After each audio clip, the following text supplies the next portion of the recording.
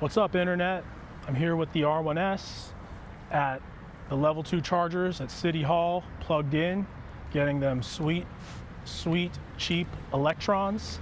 And I just wanted to give you guys a brief tour of the build that I did on the second row. If you saw in some of my previous videos, or our previous videos, we took the second row of the R1S out, and we did that in order to increase our cargo capacity, because we're going to be going on the road, living out of this R1S for a period of about 6 months, basically the second half of 2025.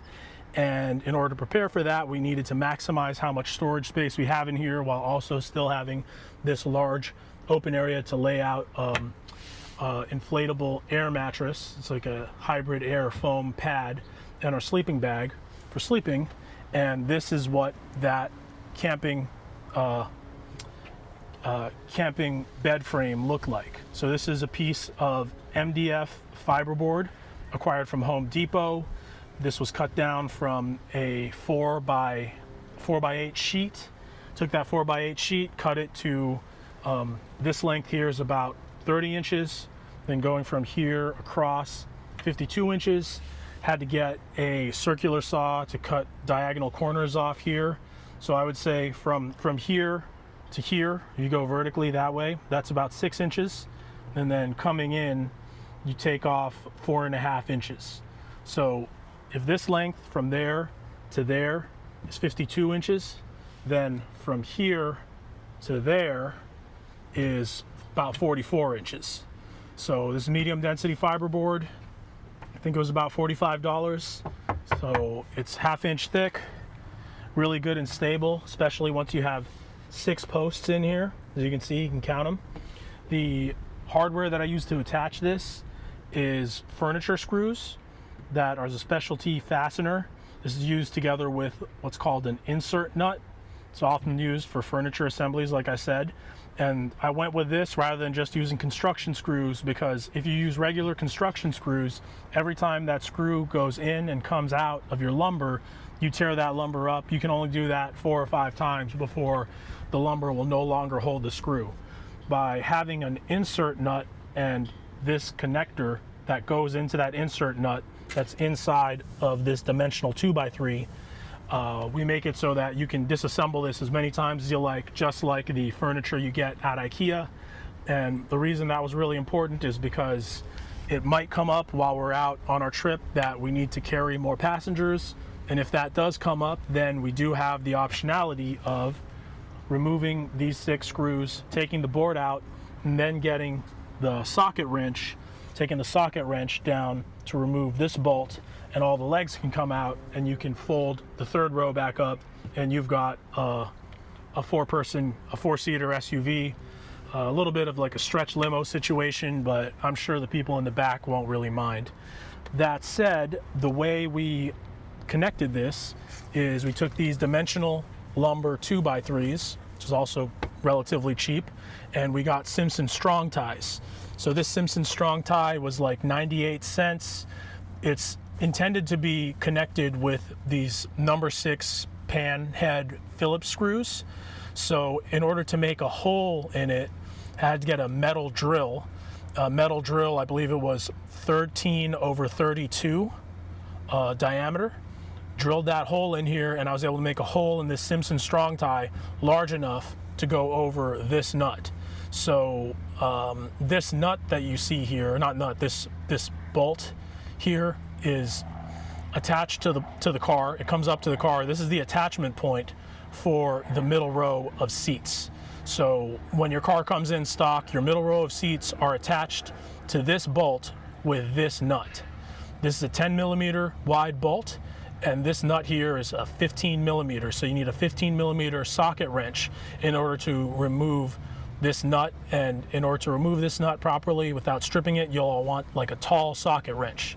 So a tall 15mm socket wrench takes this off, and I just reused the bolt and the nut. That's the stock nut, came with the car from the factory to attach this.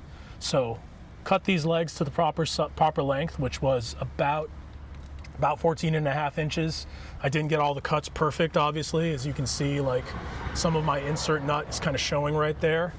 I am far from a master builder. I'm sure master builders out there who might be watching this whole cockamamie project be thinking that they can do this better, and I'm sure you could, but this is what I built and it looks like it's going to work for me. It's pretty stable. It's stable for sleeping on it, and while you're stationary.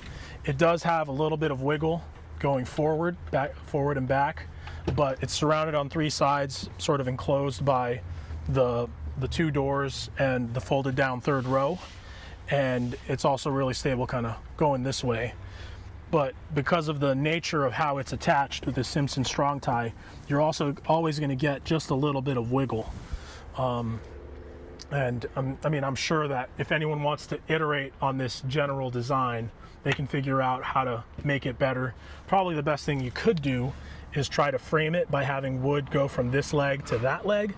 The only challenge with doing that, you have to figure out how to do that, is this attachment point and that attachment point, there's not a straight line between them. They're offset by, I don't know, I would say that's like 4 inches or so. So from here to there, like if you draw a straight line from where this bolt is forward, it's like right there, you know?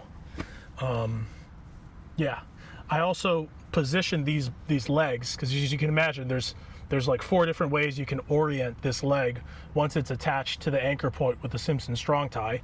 You could have the long side facing this way, you can have the long side facing this way, which is what I did, or that way, or out like facing that way.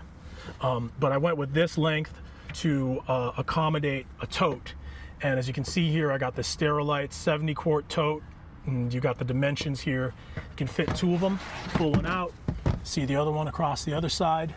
This is also from the Home Depot, and this will really maximize our storage space. You're gonna be able to fit a lot of good gear in there, and you still have a 3rd cargo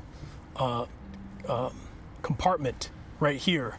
And looking at this storage space, it's almost like you got 3 different sections. There's 3 distinct segments. I would call this area the 2nd row footwell.